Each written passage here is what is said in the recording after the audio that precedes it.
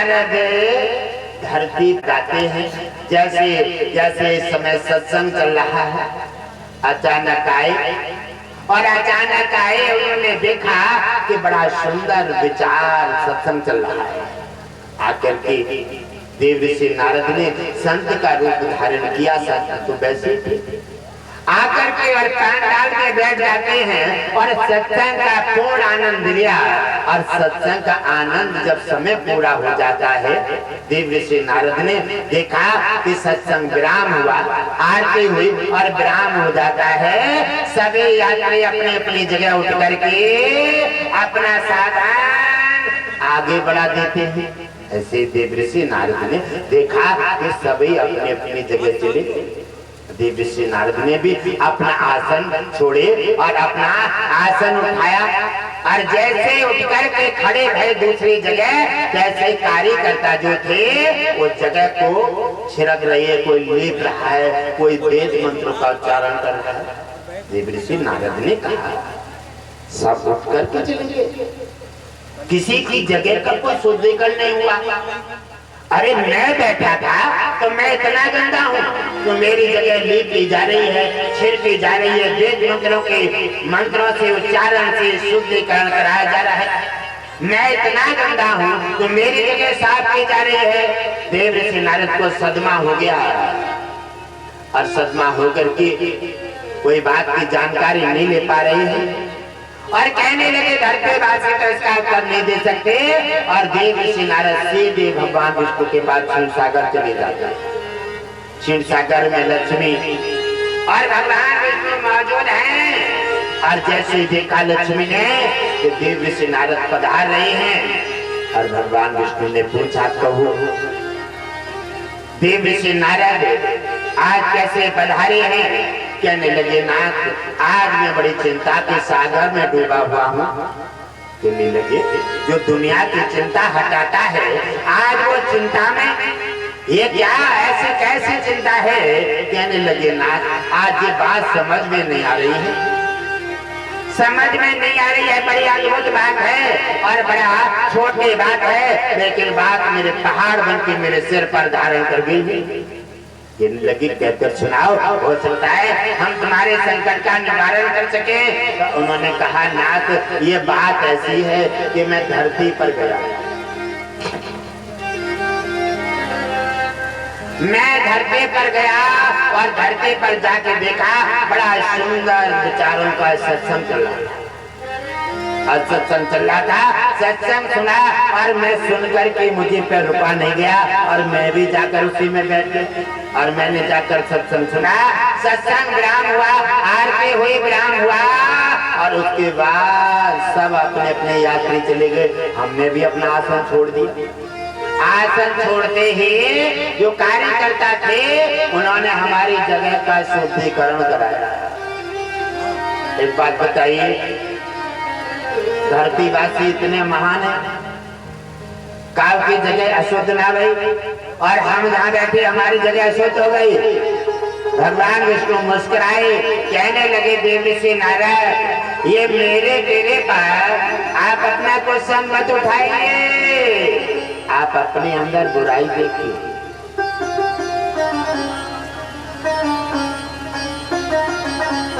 बुराई के मर्दा ने तुम्हारे अंदर जो बुराई पैदा कर दी है और इसी से तुम्हारी सफाई करने के लिए उन्होंने काम किया है। कहने लगे नाथ मैं इतना गंदा हूँ। कहने लगे हाँ आज तक आपने कोई गुरु नहीं बनाया है,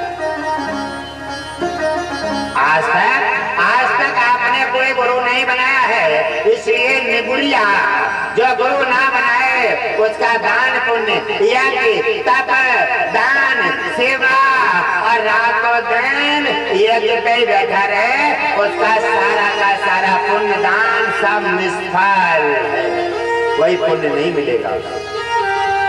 क्योंकि उसका न खाता खुला है वैकुंठ में और उसने नाम दान नहीं लिया है, जो भी दान किया है निष्फल हो रहा है और जो सेवा कर रहा है निष्फल हो रहा है। चाहे वो रात को दिन मंदिर में बैठ करके घंटरिया बजाए लेकिन कोई लाभ नहीं मिलेगा।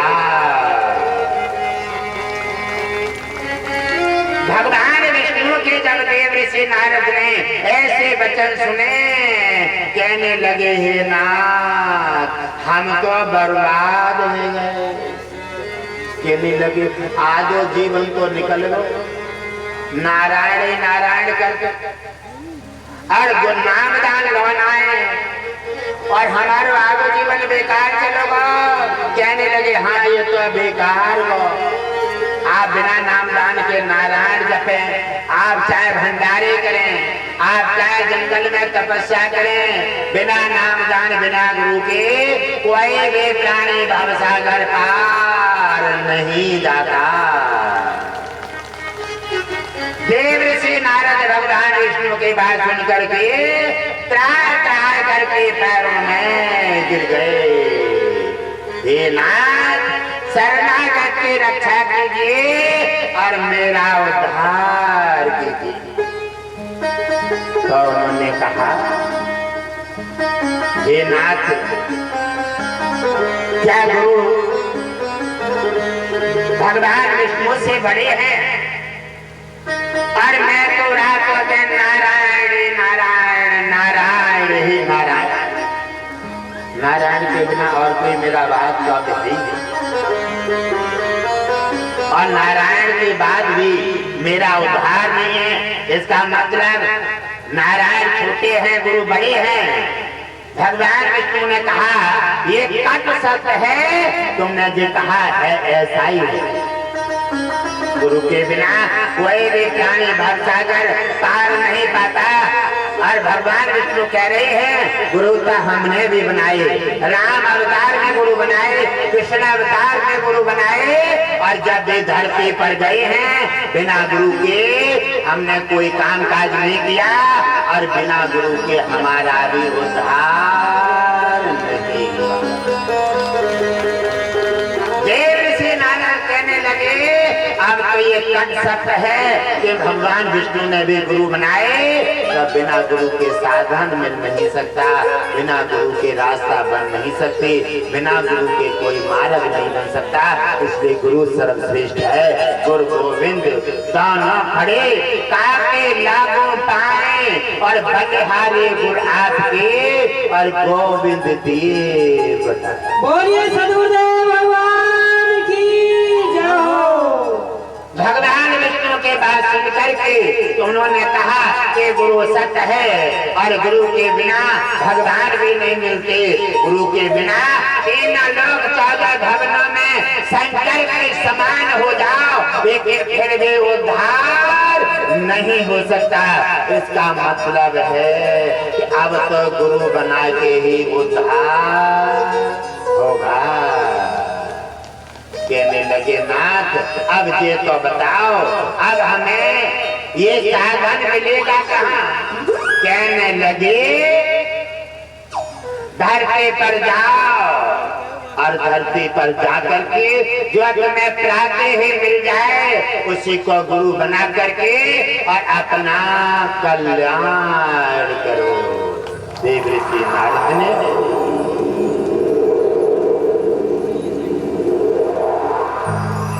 देव ऋषि नारद ने धरती पर आकर के अपने गुरु का चुनाव किया और गुरु बना लिए। गुरु बना करके वापस पहुंचे और जैसे भगवान विष्णु बैठे हैं और तत्काल कहा आइए देव ऋषि नारद आसन ग्रहण कीजिए। कहने लगे नाथ आज मैंने कौन सा युद्ध जीता है?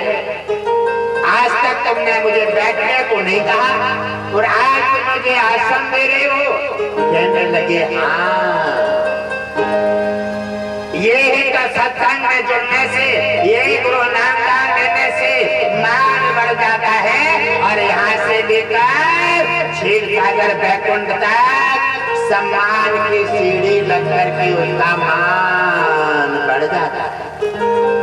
इसलिए तुमने नाम दान लेकर के आए हो, गुरु बनाए हैं, इसलिए हम तुम्हारा आदर कर रहे हैं। इसलिए आपको आसन दे करके तुम्हारा स्वागत और सत्कार दे रहे हैं। उसी समय देव ऋषि नारद उनके सामने भगवान विष्णु के कहने लगे कि मैं आपके सामने आसन पर बैठ करके और मैं ऐसा ऐसे कैसे कर सकता हूँ। भगवान विष्णु ने कहा, कहो तुम्हारे गुरुदेव कैसे हैं? कहने लगे, हम तो साफ सुथरे साधु संत हैं और गुरुदेव को बना ले, आपने कहा प्रयाते मिले बना लियो, और वो जरा बड़े गम में रहते। और कहने लगे गुरु तो बना लिए, लेकिन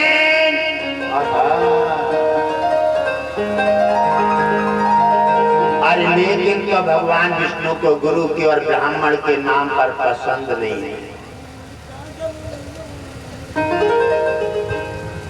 और देव से नारद ने कहा गुरु तो बना लिए, लेकिन और लेकिन सुनते ही भगवान विष्णु ने देव से नारद को 84 लाख नरक योनि भोगने का श्राप दे दिया।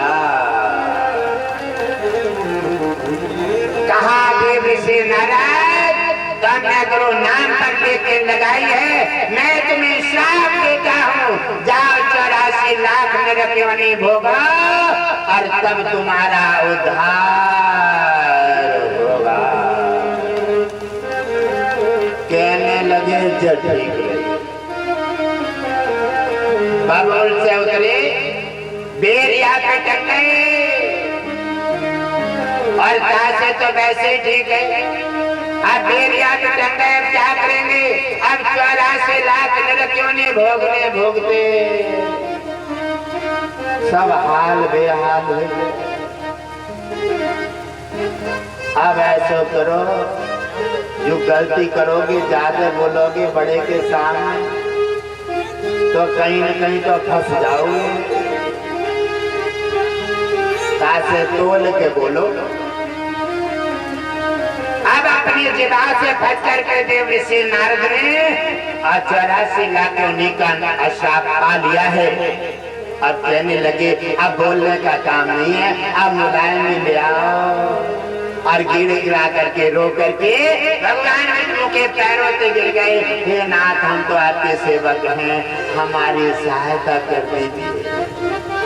तो उन्होंने कहा, जाओ तुम्हारी सहायता वही करेंगे जिनके नाम पर लेके लगाई है। गुरु ही तुम्हारी साधक हैं। जब कोई संकट आ जाए गुरु के पास पहुंचो और जो मार्ग है, रास्ता बताए, उसी का पालन करो और उसी के माध्यम से तुम्हारा कल्याण होगा। जब उन्होंने उसी समय उन्हें बताया और सुबह प्राते ही गुरु के पास पहुंच जाते हैं और गुरुदेव से कहा, गुरुदेव हमने तुम्हारे नाम पर लेके लगा दिया और भगवान विष्णु ने हमें श्राप दे दिया। हे गुरुदेव, हमारी सहायता कीजिए, अब तुम्हारे बिना हमारा कोई नहीं है। कब कहेगा इंसान? जब दलदल में फंस जाएगा। और तुम्हारे बिना हमारा कोई नहीं, हमारी मदद कर दीजिए। उन्होंने कहा, चिंता मत कीजिए। अरे गुरुदेव का तो काम है, अरे बच्चे तो गलती करते ही रहते हैं, ऐसे माता पिता और गुरुजन और भगवान तो दया करते ही रहते हैं। उन्होंने कहा, कोई बात नहीं है, गलती तो तुमने की है, भगवान से एक सामने और गुरु नाम पर लेके लगा दी तो वो कैसे बर्दाश्त कर लेंगे, इसलिए चलो ठीक है। अब उन्होंने लिख दिया है, अब हमें पलटना पड़ेगा। चलो ठीक है, कोई बात नहीं, आप जाइए, भगवान विष्णु से कहो 84 लाख योनि का नक्शा खींच के बता दो, वो कैसे भोग हो जाए।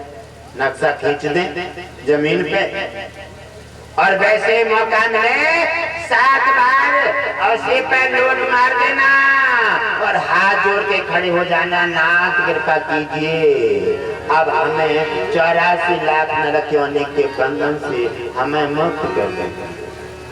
जाओ, तुम्हारा उद्धार हो जाएगा।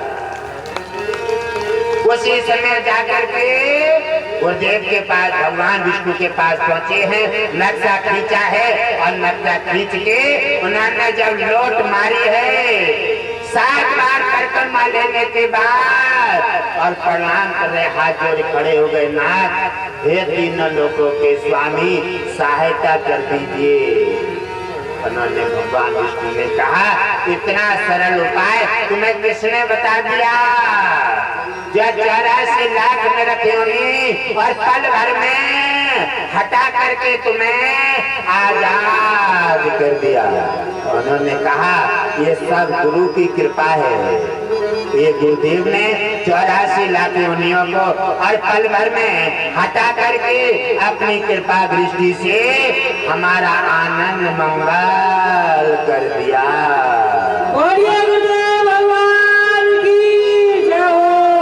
उन्होंने कहा देव ऋषि नारद अब ये बताओ कौन बड़ा है? आप ये बताओ आप कौन बड़ा है, भगवान या फिर गुरु? भगवान तो इतिहास बनाता है, तुम्हारा भाग लिख देता है और लिख करके और तुम्हारे भाग में चढ़ा करके तुम्हें धरती पर भेज देता है। उसके बाद भाग्य को पलटना, भाग्य को चलाना और भक्त की सहायता करना ये धरती पर गुरु का काम है। भगवान के लिखे को हटा करके और अपना लिख देता है। भगवान ने लिखा है ये ठीक नहीं है, ये शिष्य बर्दाश्त नहीं कर पा रहा है, इसलिए मैं अपनी कृपा जोड़ करके और मैं लिख देता हूँ ये सत्य है और इसी का ही पालन किया जाए। गुरु के आदेश का पालन होता है और भगवान का लिखा हुआ फेल हो जाता है। इसलिए उन्होंने कहा हे देव ऋषि नारद बताओ कौन बड़ा है? गुरुदेव ने कहा ऋषिराज में हे भगवान विष्णु गुरुदेव बड़े हैं, तीनों लोग 14 भवनों में गुरु से बड़ा कोई नहीं है, इसलिए और गुरु का हमेशा आदर और सम्मान करना चाहिए। संसार में लड़िया फंस जाए, भगवान को तुम्हें मिलेगा नहीं, देखा नहीं है। आप कहाँ जाओगे? मंदिर में जाओगे, नाते के पास जाओगे और जगह जगह जाकर मन्नतें मांगोगे, लेकिन कहीं कोई साधन नहीं मिलेगा।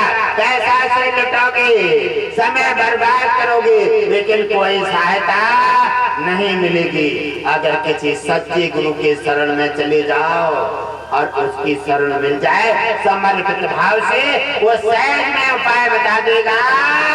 घट घट बासी जैसे गुरु की शरण में चले जाओ, सहज में आशीर्वाद दे करके कितना भी बड़ा संकट के बादल हो और चुटकी बजा करके बादल हटा करके तुम्हारा कल्याण कर देंगे। ओम विष्णु हरि घटवासी नारायण की जय हो। तब उन्होंने देव से नारद ने गुरुदेव का प्रणाम किया। हे गुरुदेव आप श्रेष्ठ हैं, महान हैं और तीनों लोग 14 भवनों में गुरु से बड़ा कोई नहीं है, इसलिए पहली पूजा गुरु की है, पहला स्थान गुरु का है, पहला भाव गुरु का है, पहला गिरास गुरु का है और पहला सम्मान आदर गुरु का है। ऐसा घर परिवारों में, जिस मानव परिवारों में और जिस जगह मंदिरों में और क्षेत्रों में ऐसा होता है, वो घर परिवार हमेशा खुशियों से भरे पूरे संपन्न बने रहते हैं। भगवान विष्णु गुरुदेव और लक्ष्मी की लगातार कृपा बरसती रहती है। गुरुदेव लक्ष्मी नारायण स्वामी सरकार की जय हो। तो मेरा कहने का मतलब तात्पर्य है, जिन्होंने गुरु नहीं बनाई है वह जहाँ बैठेंगे जगह अशुद्ध हो जाएगी, जब पुण्य करेंगे निष्फल हो जाएगा, पानी पिएंगे वो भी अशुद्ध है। कोई अच्छा संत निगुड़िया के हाथ का पानी पीना पसंद नहीं करेगा। कोई अच्छा संत यानी निगुड़िया को पूछ लेता है कोई गुरु है तुम्हारा, कह दो कहाँ गुरु बना दिए, अच्छा तो लाई तो पानी नहीं अमृत है। और अगर कह दो गुरु नहीं बनाए हैं, बोले ले जाओ, हम तुम्हारा पानी पीना पसंद नहीं करेंगे, खाना तो बहुत बड़ी बात है। यहाँ तक हमारा वेद कहता है कि जिसने नामदान नहीं लिया है, कोई गुरु नहीं बनाया है, उसके आसपास खड़े रहना, उसकी छाया में रहना, उसका खाना खाना, उसका पानी पीना और उसके वातावरण में रहना भी अपराध है।